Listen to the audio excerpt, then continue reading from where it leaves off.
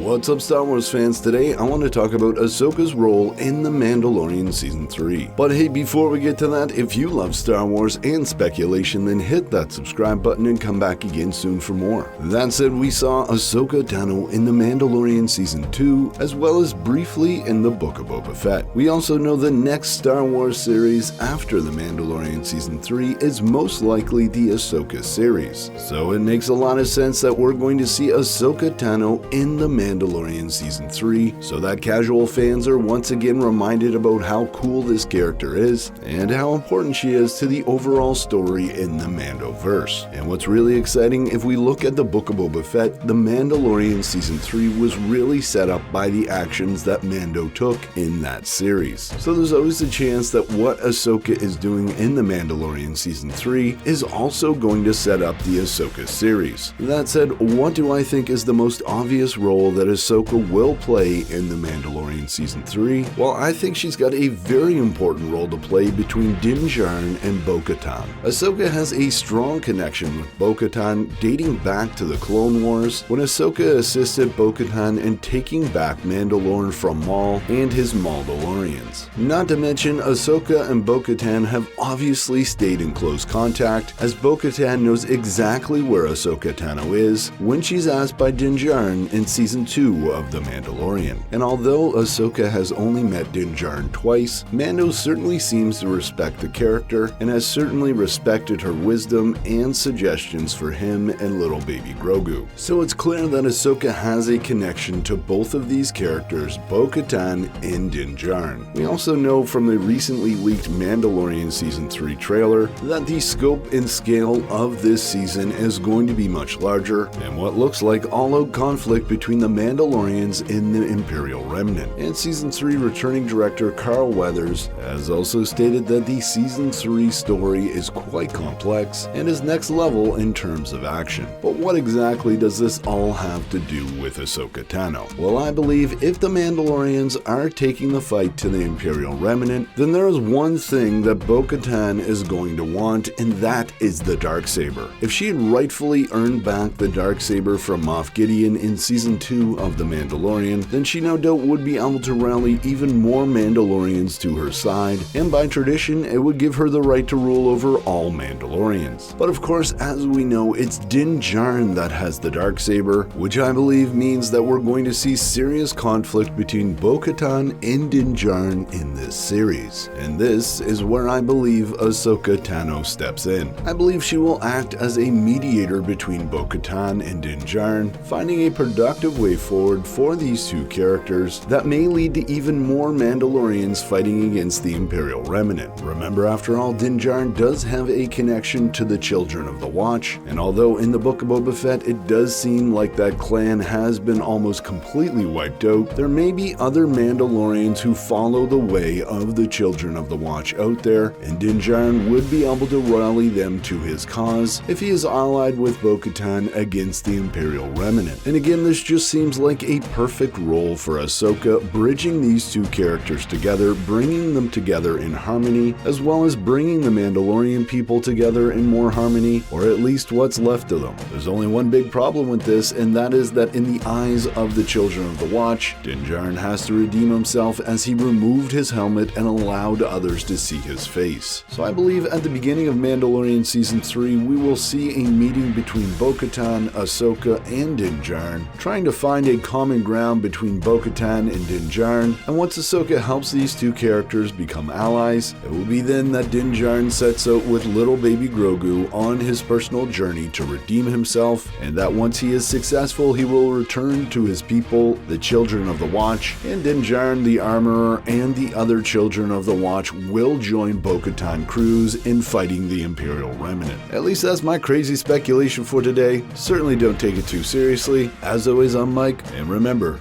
the Force will be with you, always.